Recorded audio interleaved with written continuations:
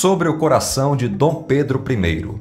Tenho visto historiadores e intelectuais de outras áreas do conhecimento desconstruírem a imagem de Dom Pedro I e criticarem a vinda ao Brasil do seu coração preservado na Igreja da Lapa, no Porto, em Portugal. Trata-se de um gesto simbólico num momento importante de nossa história, quando comemoramos os 200 anos da independência. Acredito que se fosse outro presidente a habitar o Palácio do Planalto, as críticas se transformariam em elogios. Ouvi certa vez de um notável historiador português ao se referir a uma brasileira que se identificava como historiadora e militante. Abre aspas. A senhora tem que decidir o que quer ser, pois as duas coisas são incompatíveis. Fecha aspas. Houve um silêncio de constrangimento e não descarto críticas posteriores ao nobre professor, um dos mais renomados de sua geração. Essa introdução serve para pontuar como o debate histórico anda contaminado por extremismos ideológicos e como isso é nocivo para uma boa compreensão de nossa história. Ademais, aprende-se como ensinamento desde o primeiro semestre do curso que devemos evitar anacronismos, um verdadeiro atentado à análise histórica, pois não se deve fazer comparações de personagens e contextos pretéritos à luz do momento presente. Infelizmente, vemos isso ocorrer com frequência. Quanto a Dom Pedro I e sua significação para a história do Brasil, é certo afirmar que foi um péssimo esposo de Dona Leopoldina e de Dona Amélia de Leuchtenberg, mas, de outro modo, excelente pai, com suas inúmeras amantes, como a preferida Domitila, Marquesa de Santos, mas aqui se trata do homem Pedro de Alcântara, com todas as suas fraquezas, que não se deve confundir com o príncipe regente, imperador e rei, e sua atuação política tanto no Brasil quanto em Portugal. A independência do Brasil teve vários protagonistas, porém 3 deles se sobressaíram. A imperatriz Leopoldina, que na regência, enquanto Dom Pedro estava em viagem a São Paulo, no dia 2 de setembro de 1822, numa reunião do Conselho de Ministros, assinou a separação do Brasil do Reino de Portugal, Brasil e Algarves. Passo importantíssimo para a nossa independência. José Bonifácio, estadista, cientista e articulador político de grande envergadura, responsável pela manutenção de nosso espaço territorial, impedindo que o Brasil se dividisse em estados autônomos, como queria Portugal. E Dom Pedro, que se recusou a sair do Brasil em 9 de janeiro de 1822, enfrentando as cortes portuguesas, quando estas passaram a não reconhecer o governo instalado no Rio de Janeiro, aumentando posteriormente a tensão política, ao provocar forte reação de sua parte, quando, em agosto, navios portugueses atracaram no Rio de Janeiro, receberam ordens de retirar a autoridade do príncipe, reduzindo-o à condição de subalternidade às cortes, estendendo punições a todas as autoridades brasileiras que ousassem desrespeitar tais decisões. O Brasil, para Dom Pedro, estava acima dos interesses das Cortes de Lisboa, e ao ser alertado dos planos e das iniciativas contrárias ao Brasil em cartas de Dona Leopoldina e José Bonifácio, não pensou 2 vezes.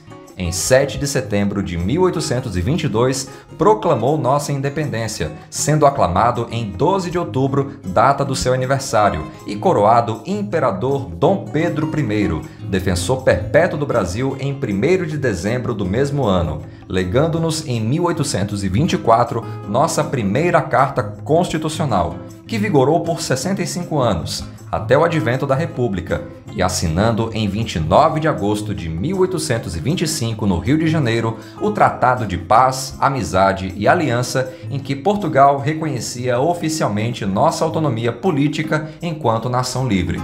Em que pese as instabilidades de seu governo, muitas das quais oriundas do seu forte temperamento e enfrentamento ao parlamento, que provocaram desgastes da sua imagem junto à população, nenhuma dessas consequências lhe tiraria o mérito histórico responsável em não permitir o regresso do Brasil à condição de colônia.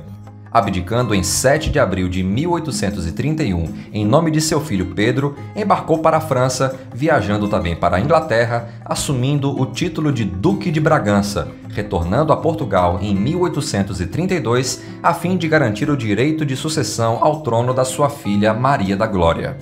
De espírito liberal, Dom Pedro liderou uma guerra civil, enfrentando seu irmão Dom Miguel, que se proclamou rei com caráter absolutista, desfazendo o acordo em que aceitaria se casar com sua sobrinha até ela ter idade para assumir o trono. A guerra entre liberais e absolutistas deixou sequelas em Portugal, mas por fim Dom Pedro saiu vitorioso, com a assinatura do Tratado de Paz em Evoramonte em 26 de maio de 1834. Ainda no Brasil, outorgou a Carta Constitucional de Portugal em 1826, que vigoraria por 72 anos. Dom Pedro se tornou rei de Portugal com o título de Dom Pedro IV, abdicando em nome de sua filha Dona Maria II, nascida no Rio de Janeiro. A história política dos dois países se vincularia novamente e os laços históricos, afetivos e culturais de seus povos jamais seriam quebrados. Haja vista os milhares de portugueses emigrados para o Brasil e os brasileiros que descobriram em terras portuguesas também uma extensão de seu país. Após a morte de Dom Pedro I, em 24 de setembro de 1834, José Bonifácio escreveria ao jovem Pedro, futuro imperador do Brasil, então com 8 anos, afirmando, abre aspas, Dom Pedro não morreu, pois apenas homens ordinários morrem, heróis não, fecha aspas.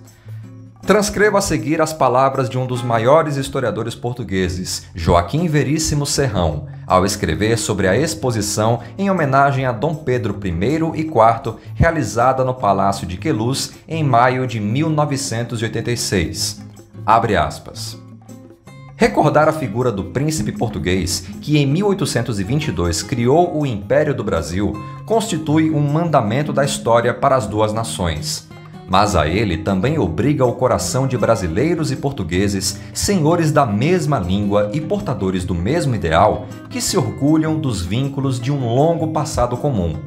Na obra insigne do pioneirismo e nas concepções douradoras do espírito, mergulham as raízes de uma comunidade que no imperador Pedro I e no rei Dom Pedro IV de Portugal encontrou o desejado arquiteto, um príncipe que soube perante a história robustecer a secular aliança de dois povos.